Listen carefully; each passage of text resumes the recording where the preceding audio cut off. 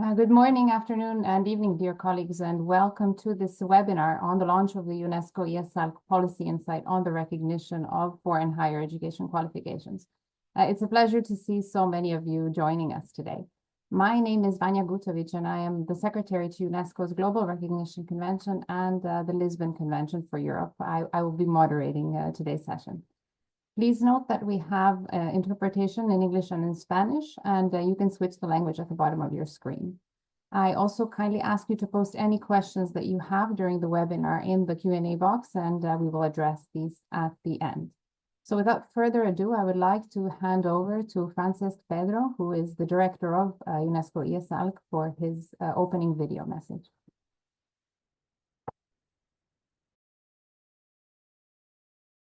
Welcome you all to this webinar, marking the launch of our latest policy insight, in this case on the recognition of foreign higher education qualifications. Before we delve into today's topic, allow me to share a brief anecdote that highlights the transformative power, I would say, of recognizing foreign qualifications. Last year, I met a brilliant young engineer named Sofia at the UNESCO conference. Sofia had completed her degree in renewable energy in Brazil and dreamed of contributing to sustainable development projects in Africa.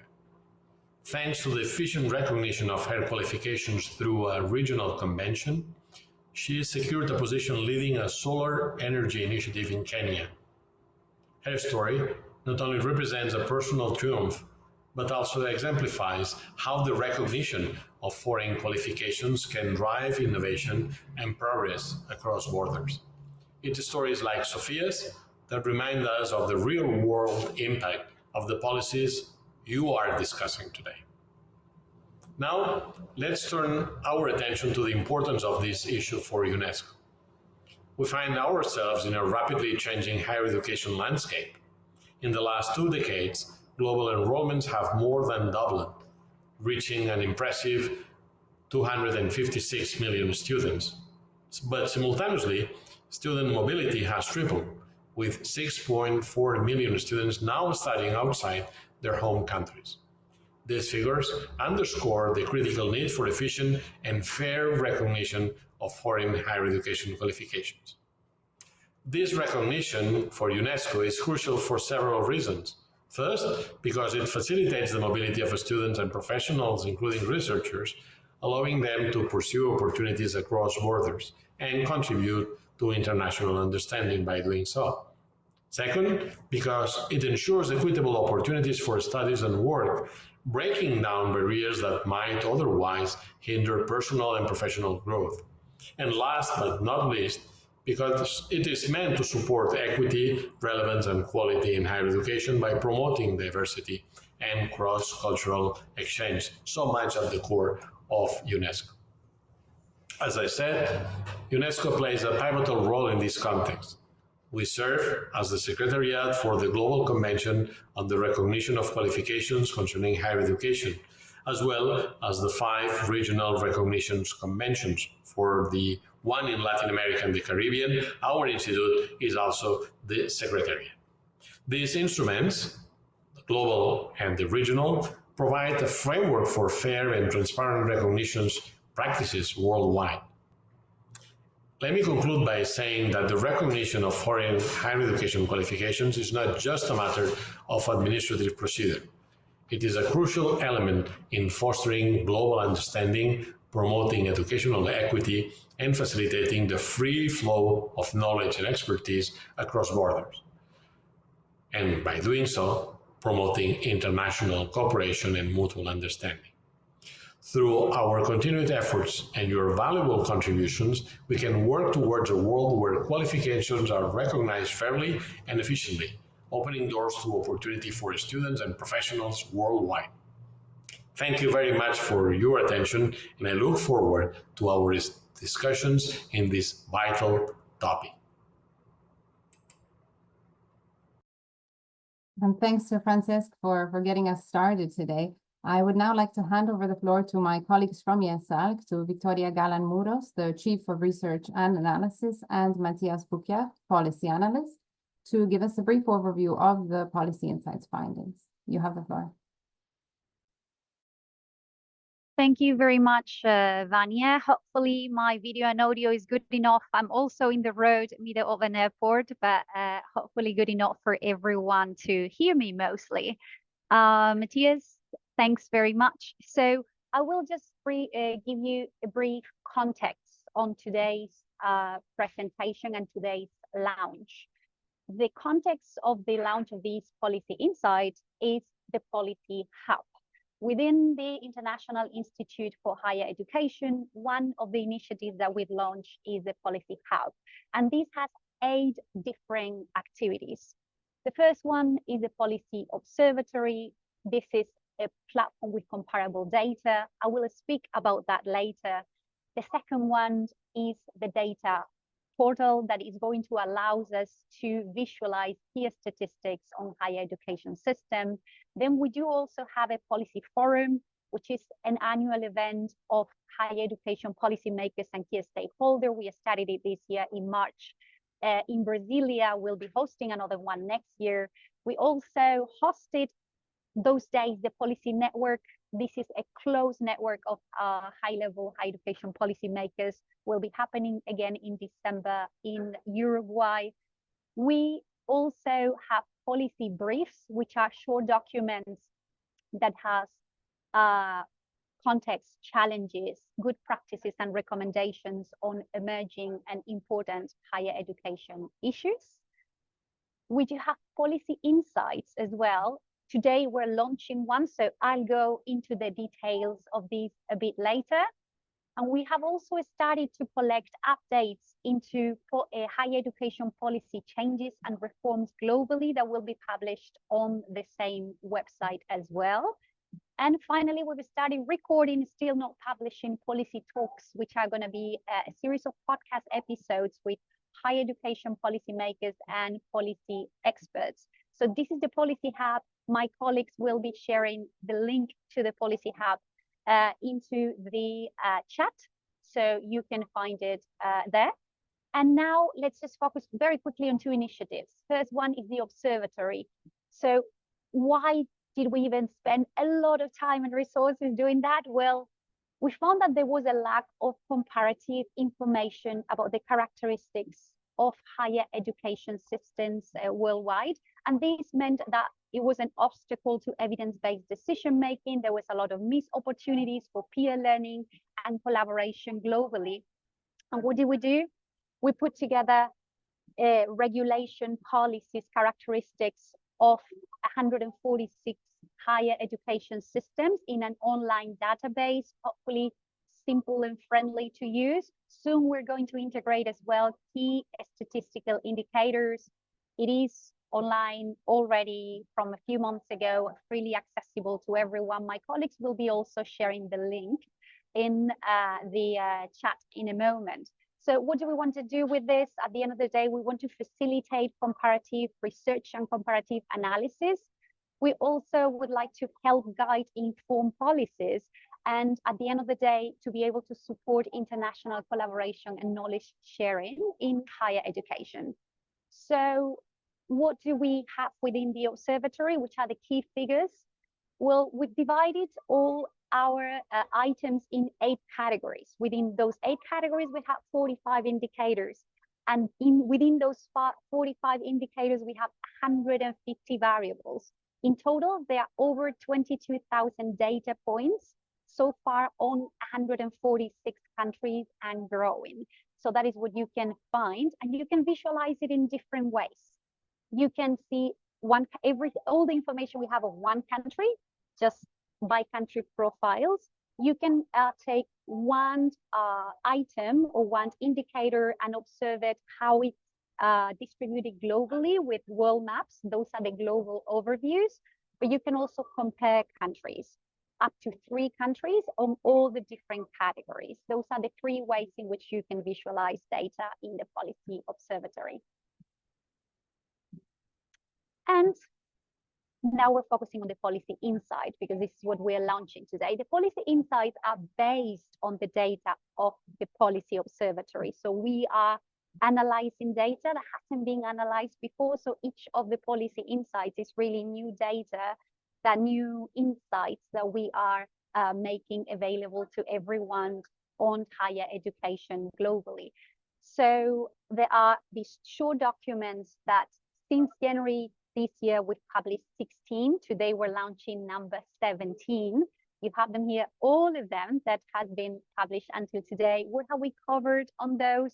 We've talked about financial aid to students, the cost of higher education, access quotas, the planning of the system, the governance, the legislation, institutional autonomy, academic freedom, national exams, quality assurance.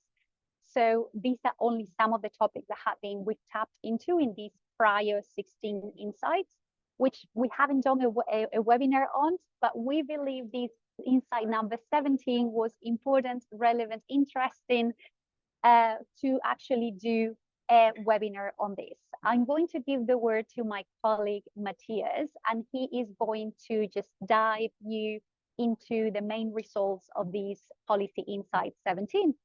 Matthias, floor is yours. Thank you very much. Thank you, Victoria. So yes, I will give you a brief overview of this new insight and its main findings. So the insight explores policies that are implemented worldwide for the recognition of qualifications, either through UNESCO conventions or national policies. As Frances Pedro emphasized in his introductory remarks, academic mobility has risen significantly over the last decades, and this growth is expected to continue. And the recognition of higher education qualifications acquired abroad is critical in that context, not only to facilitate academic mobility, but also to ensure equitable access to study and work opportunities for all individuals. So by recognizing qualifications, governments can support the quality of higher education, uphold human rights, and foster mutual understanding and collaboration between higher education systems and more generally between countries. So in practice, for a government, recognizing qualifications requires establishing a legal and administrative system that can accommodate a variety of academic disciplines and traditions. Yes, so for that, countries can rely on different instruments. Basically, they can take part in a UNESCO convention for the recognition of qualifications, the Global Convention, or a regional convention. So we'll put a link into those instruments in the chat if you want to look at them more closely. But governments can also adopt their own national policy to recognize qualifications. In parallel to this, countries can engage in international dialogue through multiple cooperation initiatives, including the international networks of information centers, which play a key role in operationalizing the convention. It's important to note that both taking part in UNESCO conventions or adopting national legislations independently are legally binding processes. State parties to the conventions are required to implement procedures to comply with the conventions. Of course, the same goes with independent national legislations, with the difference that in this case, procedures for the recognition are not necessarily shared across countries, not consistent internationally, and therefore they can result in fragmented recognition systems. The Policy Insight explores the levels of adoption of these different instruments across countries. And basically it distinguishes countries based on whether they either ratified both the UNESCO Global Convention and one or more regional ones. Second, if they ratified only one of these conventions. Third, if they did not ratify a UNESCO convention, but adopted a national policy to recognize higher education qualifications. Or four, they have not yet included recognition in their policy agenda. Let me just share 3 framing comments before showing this data. So first, it's based on the Higher Education Policy Observatory, and thus it concerns only 146 countries to date. We hope we'll have the opportunity to integrate more in the future, and we're open to collaborations for that purpose. The data is from June 2024. A few countries became state parties to the conventions since then. So it doesn't radically change the results, but of course, this insight will need to be updated in the future, like actually all the policy insights as they describe higher education systems and policies that are evolving over time. And third, the data on regional conventions concerns only the second generation conventions that were adopted over the last 3 decades or so. The first generation conventions are not in the scope of the observatory and of this insight. So now, here is the current status of the recognition instruments used by countries grouped by world regions. As you can see, 70% of countries are relying on one type of instrument or another to support the recognition of qualifications. In some regions of Europe, North America, and Central Asia, this concerns almost all countries. In other regions, such as the Arab states, South and West Asia, and Sub-Saharan Africa, only around 50% of countries rely on one or more policies for that purpose. There are also large differences in the type of instrument used in different regions.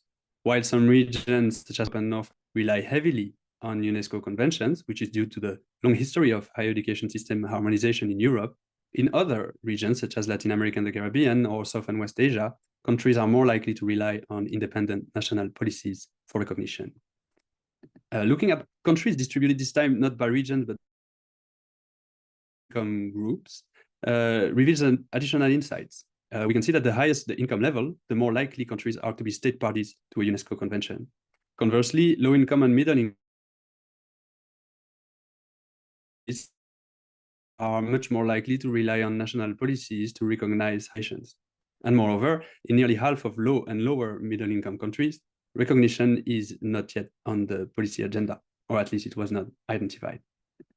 So consequently, the policy insight provides considerations for both policymakers and researchers. Concerning policymakers, governments in countries that are not taking part in UNESCO conventions should consider doing so because it's crucial to ensure consistency, transparency, and reciprocity, but also to foster international dialogue and at the end of the day, cost efficiency of recognition procedures. There is obviously a cost component that explains why low-income countries do not take part in UNESCO convention, at least for the initial investment. And this inequality can be addressed through targeted support, including technical assistance and financial support. For all countries, active engagement in international collaboration is key to explore and exchange on promising practices for recognition processes and procedures. This also concerns quality assurance agencies because of their central role to build mutual understanding between higher education systems and establish effective evaluation mechanisms. Looking now at future avenues for research, a valuable next step, we believe, would be to further delve into this topic by conducting more granular comparative research, looking into individual national policies for recognition and evaluating their respective impact and effectiveness. Lastly, researchers could also explore further the potential of new technologies to develop ethical, relevant, and cost-effective solutions to support the verification and authentication of qualifications. So, if you want to know more about these results and the current state of the recognition of qualifications globally, you can freely access this publication using the link displayed on the screen or the QR code. We'll also post the link in the chat. And without further ado, I will now give the floor back to Vanya for the panel discussion, and thank you very much for your attention.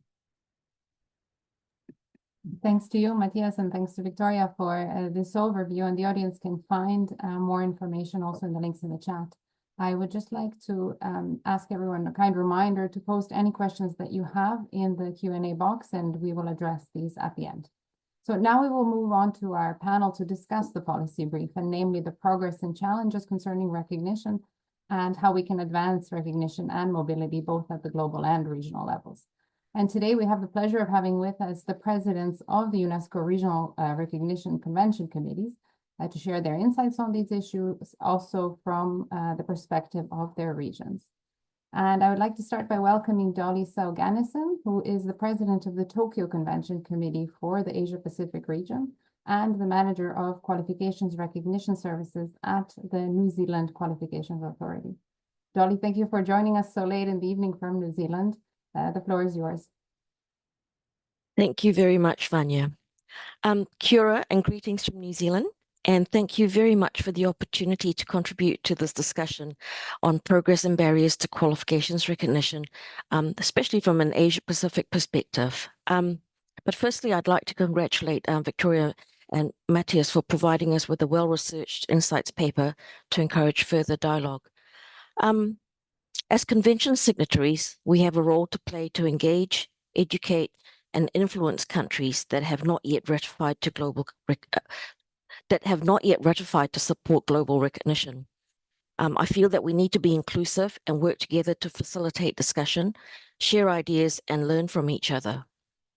I'm going to provide a little bit of a regional context before I talk about the challenges and the progress. The Asia-Pacific region is huge and extends from Afghanistan to Vanuatu, and that's just in alphabetical order. There are 51 countries comprising vastly different geographical sizes, populations, stages of development, culture, political orientation, and languages. It is also home to 87 million tertiary students, more than 6,000 higher education institutions.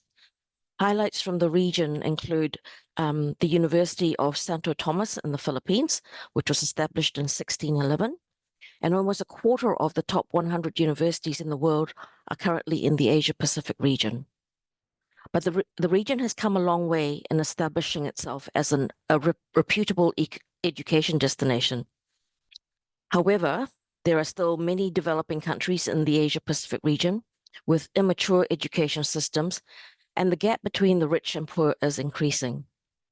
Some countries in the region are also facing declining birth rates, leading to declining enrollments in higher education institutions. Others have a surplus of graduates with low employment prospects as economies start to slow down.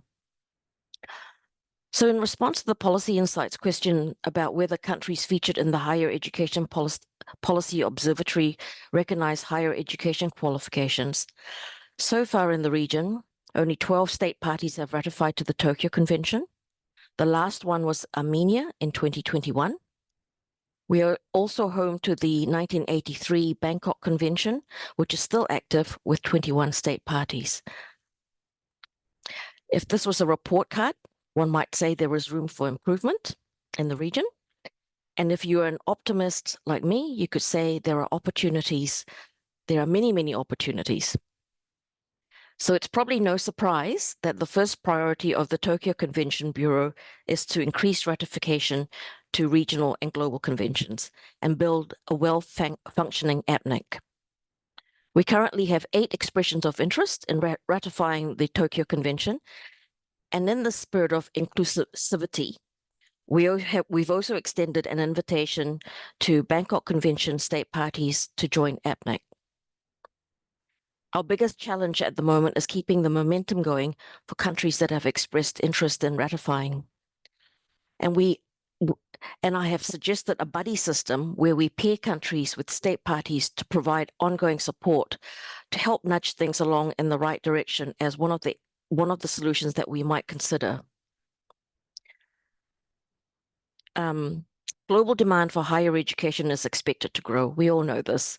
UNESCO reports that out of the 254 million students worldwide, 6.4 million students are studying abroad.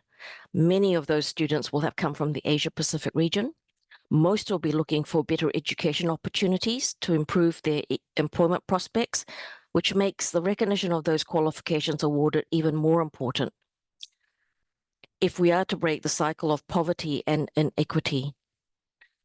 Geopolitical instability is a challenge for all of us at the moment, and we must continue to be responsive to individuals who have been affected and displaced.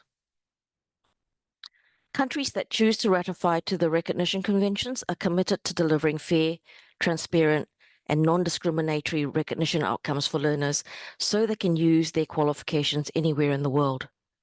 Recognition conventions provide structure that can help overcome perceived differences between borders through better information sharing and building communities of practice. Finally, we cannot ignore the fact that technology has made huge advancements and will continue to disrupt and engage how we learn. Shifting demographics are already impacting economic growth and development in some regions. As recognition practitioners, we need to be agile and adapt to changes taking place. As a follow-up policy insight, I would like to suggest we consider how countries and regions can work together to shape and future-proof recognition. Thank you. Thank you, Dolly, for sharing your views on this important topic. And one of the priorities for UNESCO indeed is to promote facilitating dialogue between regions and working together to promote these issues. So thank you very much.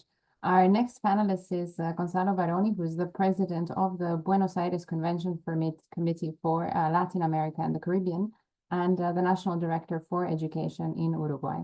Good morning, Gonzalo, and thank you for joining us so early from the other side of the Atlantic. You have the floor.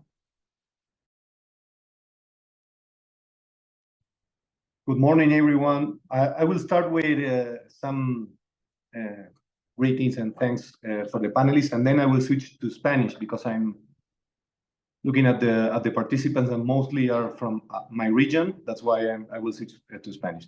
I will start to thank to UNESCO IESALC, particularly to the director, Frances Pedro, our moderator, Vanya Gutovic. Thank you, Vanya, for having us here.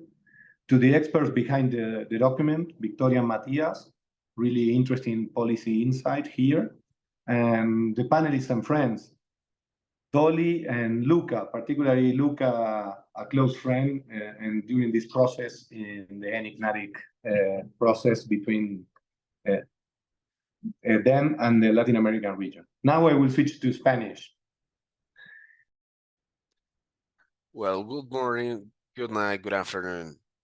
I'm very happy to be here as a president of the Regional Committee for Latin America and Caribbean. It's a pleasure to be here in this region to make part of this process. First, I'm gonna make some remarks generally in regards of this document, and then I'm gonna make some commentaries very briefly about Latin America, and then finally I'm gonna bring to the table some examples that I understand that are good for the region, and I'm gonna highlight examples for my country, in particularly some mobility examples.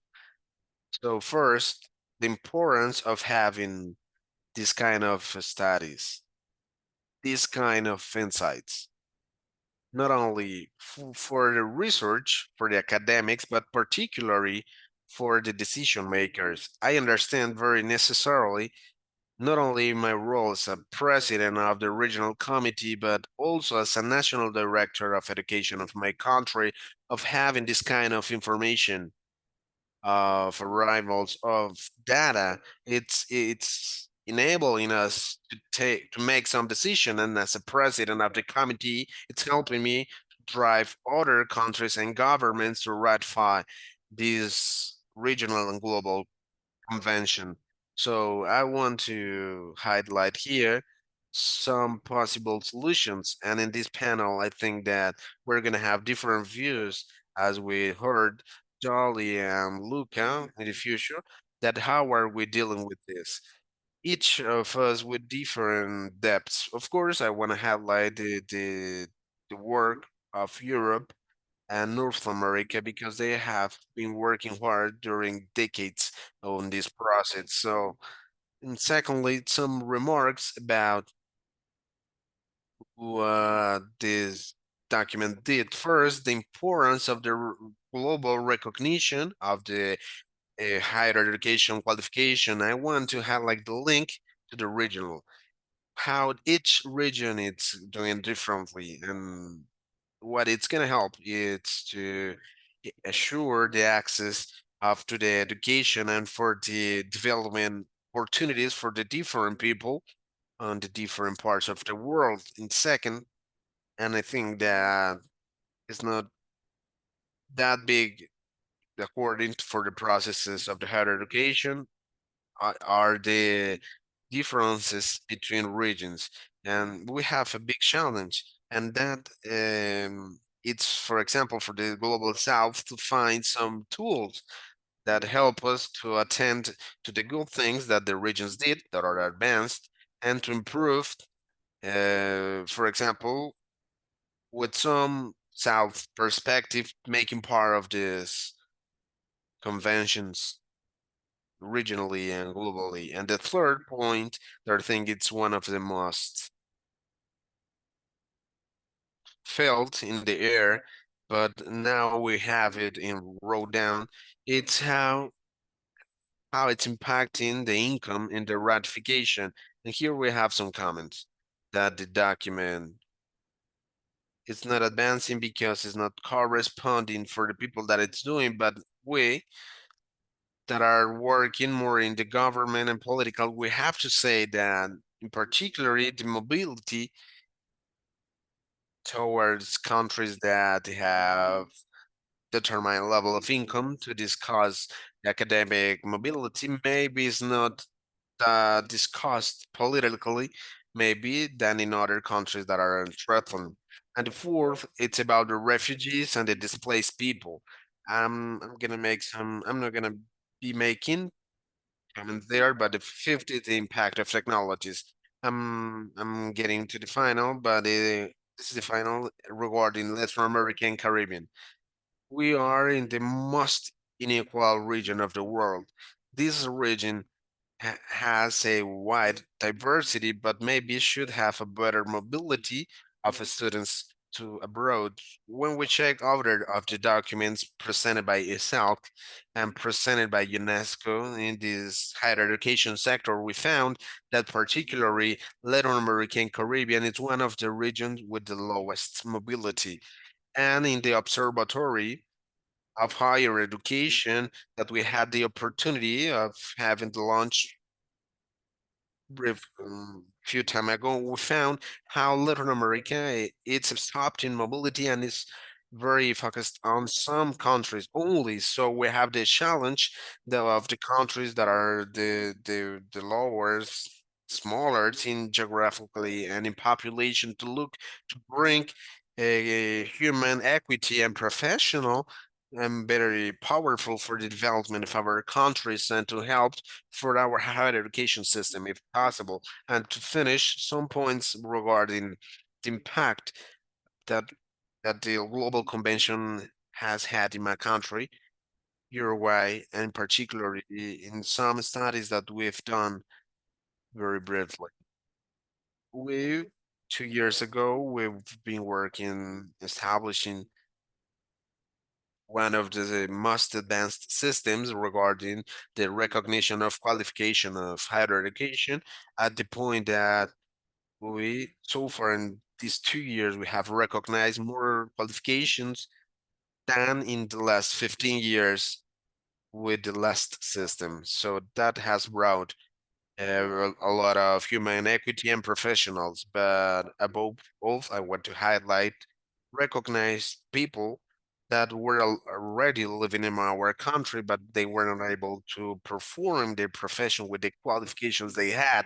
So in the last time, this is the second point of the last part, we've received a big amount of Venezuelan citizens and Cuban citizens that have installed in our country, and that in the last time they didn't have the adequate recognition of their qualifications. So far, we have an ongoing study and already finished. The ongoing one is regarding the economic impact that has had the recognition of their qualification in the life development, economically, educationally, and professionally, and in the family. And the first that is already finished.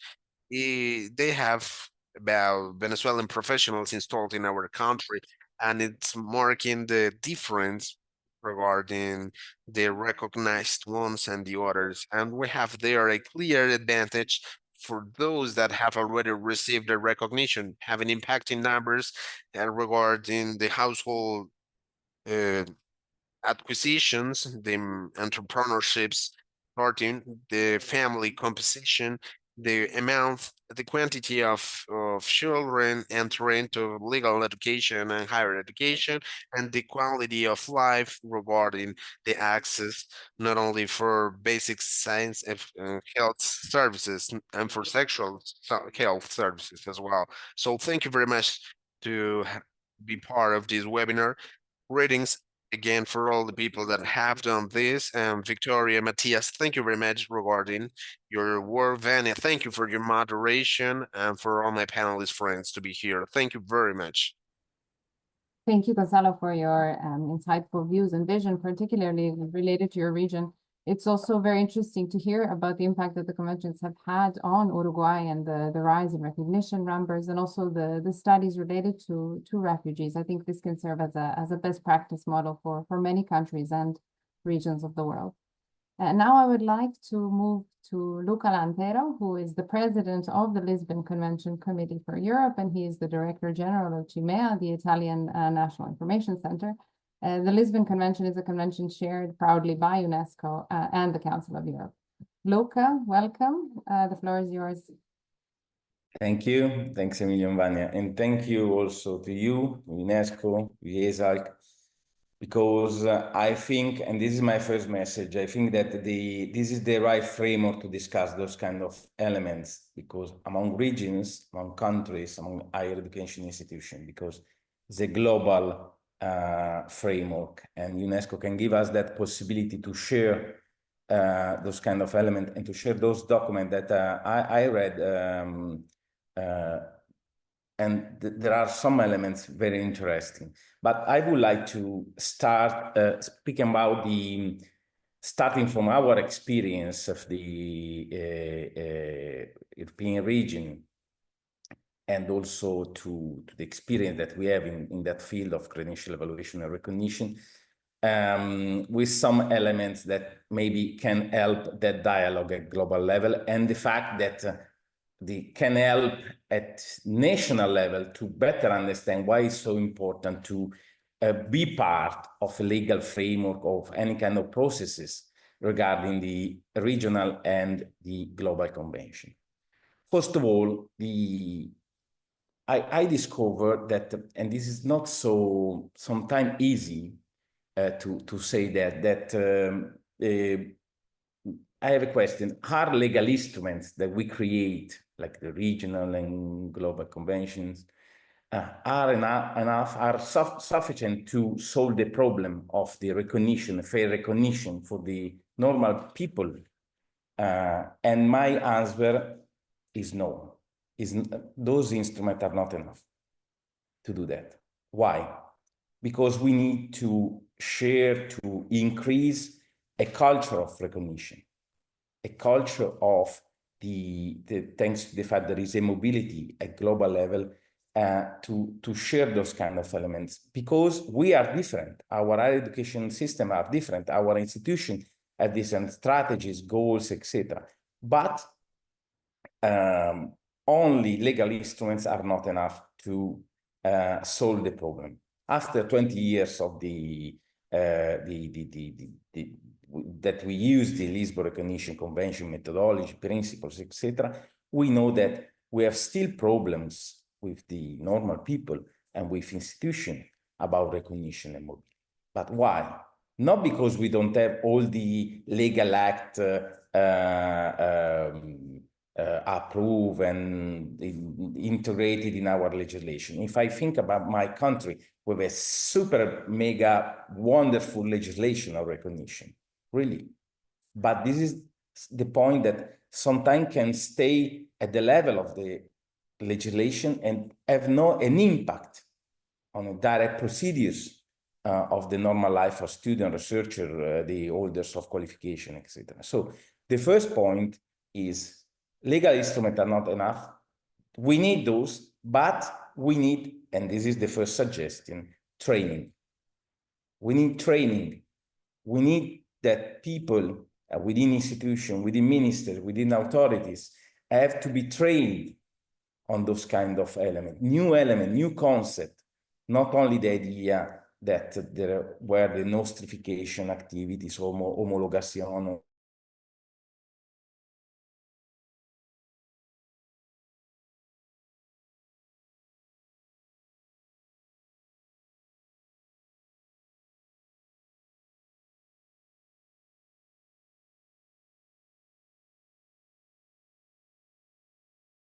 Can you see me now? Something happened.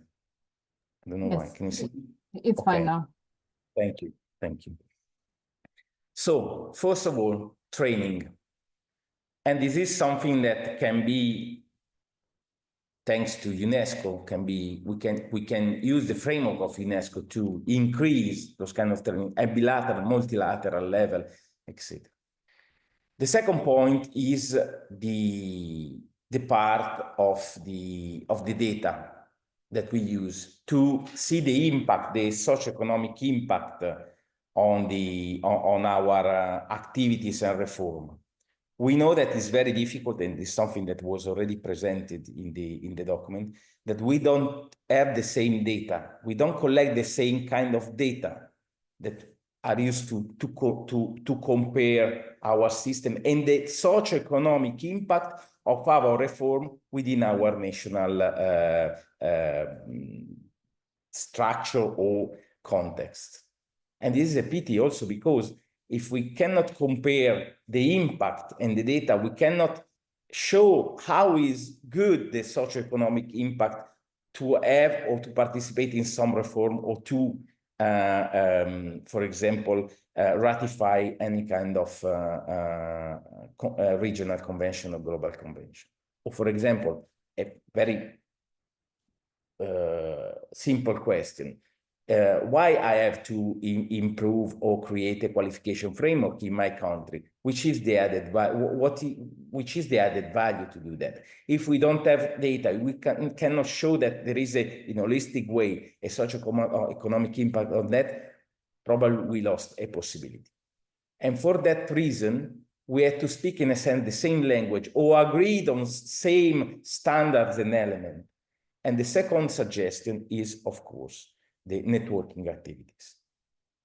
This is another point very important that I suggest also to UNESCO to improve those kind of elements. Networking is really, really important. Networking is also important on another aspect, to show the quality and transparency of our procedures, elements, methodology to everyone. I don't like to, and this is one point that I'm not so in line with the document. I don't like to speak sometimes about trust, because we are I'm pretty direct. When we speak about trust, it means that trust doesn't exist. We put trust as the element, but at the end, maybe we know that some universities, some system could be or can be better than others. Or normal people say that. We have rankings, we have other elements. But it's not a question about trust at the very beginning. It's a question about exchange, focused and pertinent information, have those kind of networking activities, and ensure that we have all the procedures with the quality aspect, respect, and the quality, and to say to students or researchers, come to my country, because you can find a quality program, quality education, you can find possibilities. And this is the first point. And transparency also. We have to say to people, you have to know the procedure and the methodology that we apply when we recognize your qualification, not only because you are lucky and you find someone that you know, etc., and you find a possible solution to your problem. No, we have to be very transparent. And those two elements, transparency and quality, can create trust among us. This is the other point. But the third point is another point that is important, and is a question of investment. Not only investment about funds, money, investment about also human capital. I mean, we have to invest a lot on research activity, research product, on those kind of impact, those kind of element, research and innovation.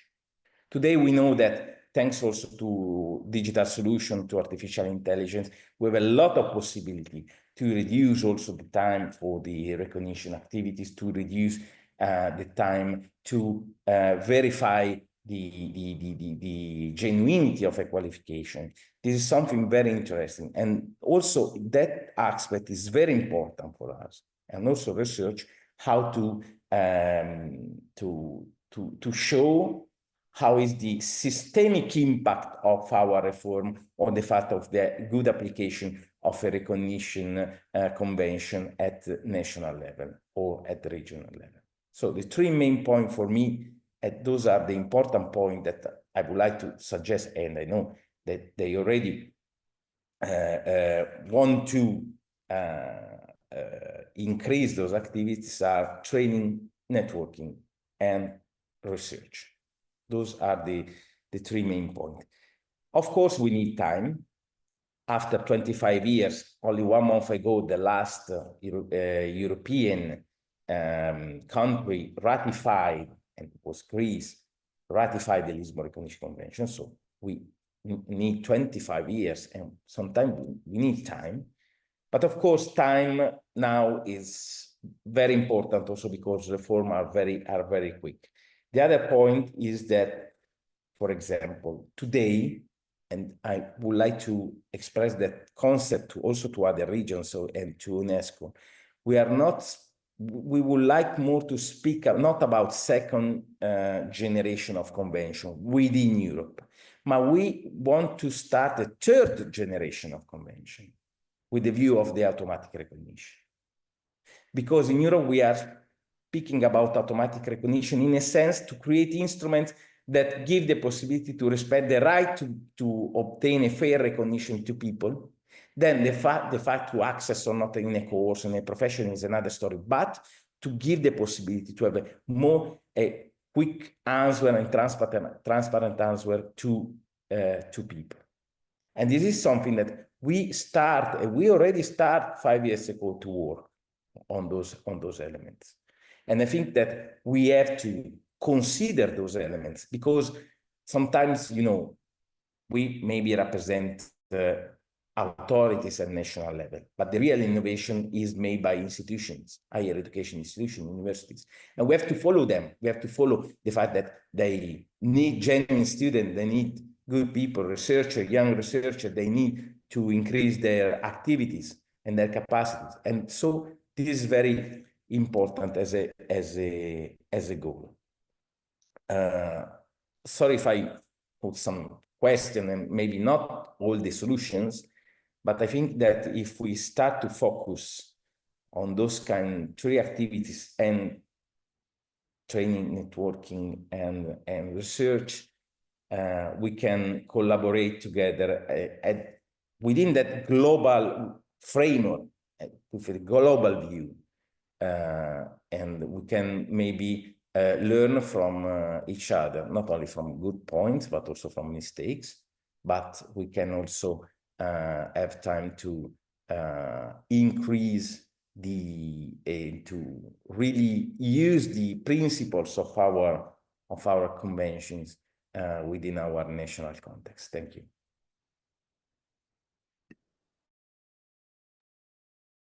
Thank you, Luca, for your insightful remarks, also drawing on the vast experience that you have had in the recognition field. Indeed, recognition is not enough, and training, data, networking are key levers for advancing on this agenda, as well as investment, including financial, in higher education research. These are also issues that UNESCO is working to give more attention to, you also with the support of organizations like CIMEA. We have 10 minutes left. We have 3 questions in the chat, so I would just like to ask panelists very briefly if you can all comment on 2 issues. The first one is about raising awareness. How do you go about raising awareness at the national level among key stakeholders on recognition issues and the conventions? The second question relates to degree mills. So online education raises challenges in fighting degree mills. How do we address this? And the third question is for Dolly only, if you can provide a little bit more information on the buddy system that you mentioned. So perhaps, Dolly, we can start with you. Thank you. And I'll work backwards and talk about the buddy system first. At the moment, it's only an idea, and and it's something that I've just suggested as something we can explore. I talked about being inclusive, and I guess one of the observations that I've had is that we have, even in the policy insights paper, it does talk about countries that have ratified and countries that have not, and then there's low economic countries and the ones who are more mature and performing really well. And so it's sort of, I think there needs to be a balance, because I feel like it's, there's the have and the have not, and it becomes perpetuates the issue even more. Recognition should be for all, and recognition happens informally anyway between academic institutions, and then we want to do it in a more formal way through the ratification of conventions, so that it's structured in a way that we provide a consistent outcome irrespective of who's doing the recognition. So a buddy system is really about, the countries that have, and this really applies to the Asia Pacific region. We have a first generation convention that is still active, and we have state parties who have ratified to the second generation convention, and we want to bring everyone with us. So to buddy up is to actually encourage the state parties to work with a particular country that is interested in ratifying, to say, actually, you can get all this help from UNESCO, but what else do you need? Because operationally, you need to understand the benefits. You need to do a cost benefit analysis. You need to know what all the legal aspects, and countries that have done it understand what they need to do. So actually just working and mentoring with a country that is interested, I think, helps keep the momentum going, because otherwise it's very hard when there are competing priorities, but we want to encourage more countries to see the benefits of being part of the convention. But at the same time, they are also concerned about the obligations that are required under those conventions. Thank you. Should I answer the other question, or do we want the others to answer first? I don't want to hog the panel. As you prefer. If you would like to briefly comment on the other two questions, I will pass to the others after. So I think for the influence, one of the things we think about in New Zealand, because we have an obligation to support Pacific Island nations, is the sphere of influence. So we would like to bring the Pacific along with us, but we at the same time recognize that they are different and they will have their own culture and their own systems. So the work that we're doing at the moment, and I know Fiji is has joined us. We're doing some work around supporting the Pacific develop regional qualification frameworks and strengthening the quality assurance behind it, and also encouraging in parallel the Pacific Island nations to think about ratification of the Tokyo and Global Conventions at the same time. And we've had a lot of interest because through the work that we do around qualifications frameworks and quality assurance, they can see the benefit of recognition. So I think the question was around, how do we influence? I think the influence is choosing those platforms that you can use and using your sphere of influence to so that stakeholders understand the importance, and most stakeholders do understand the importance of recognition. And one other thing is I think Matthias talked about using technology to support verification. That's something that we are very passionate about at the moment as well, because in this digital age, it's very easy to tamper with documents, and we want to ensure that the learning has happened, and the only way to do that is to check at the source, or and use technology so that there are secure platforms that we can so that we don't have to verify the verification. Were that the two questions? Vanya, I might have missed. Indeed, no, very good. Thank you. Thank you, Dottie. Gonzalo, can I give you the floor next if you would like to comment about how you go about raising awareness on recognition issues and the conventions and fighting degree mills? Okay, thank you very much. Again, in Spanish, and I was reading the comments and the chat. There is a live translation for everyone that doesn't speak in Spanish. In particular in Spanish, I continue with my presentation. The answer is that I think that we have to have public policy documents very clear, showing the importance of the mobility and the impact that it has on people. I just shared in the chat the first document of a series of documents we've been making about migrant population and the positive impact that they had in the recognition of the qualifications for the performance. So that in particularly as policymakers and from international organisms and in the chain, we want to insist if with clear examples and with these kind of webinars that helps to exchange this existing positions among different regions, for example, Jolly and we here in Latin America. Thank you. Thank you. Luca, over to you. Thank you. 2 points. First of all, why is important to ratify, to use those instruments? Because if you don't ratify at national level, you don't be part of the process. Think about that. Those conventions have bureau, have rules, have something that have to be developed after the ratification of a certain number of countries. Those countries that already ratified the global and the regional convention already start to work and to decide rules and elements that impact also you that arrive after them. So if they ratify, they decide all the rules also for your countries, for your system. So maybe it's pretty silly, the message, or pretty simple, the message, but to be part of those process help also to be part of, to establish the rules and to establish also and to give also the impact of your culture, academic culture within those processes. Imagine that you arrive after 10 years, everything was already done and you have to stay at the rules that was decided by the minority that was enough in order to ratify or to enter into force the convention. Sorry about if I sometimes I be very direct, but this is the point.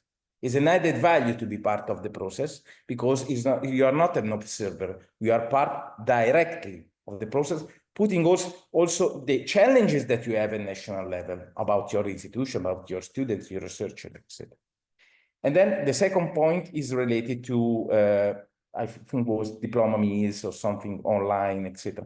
We know that the two main gray areas where those institutions that are fake institutions operated are online education, but transnational education as well. Why? Because sometimes we have a certain of a regulation of the quality of element, etc. For the transnational, for example, there is a good experience in Europe, but also there are different articles within those conventions that give you the possibility to stop fake or not qualified activities of institutions that enter in your country. And it's something that we use in Europe. I invite you to see the monitoring report of the Lisbon Recognition Convention that we published thanks to UNESCO and Council of Europe. And there are some data and elements on that, and this is very important. The other point on online is the question that is a reality.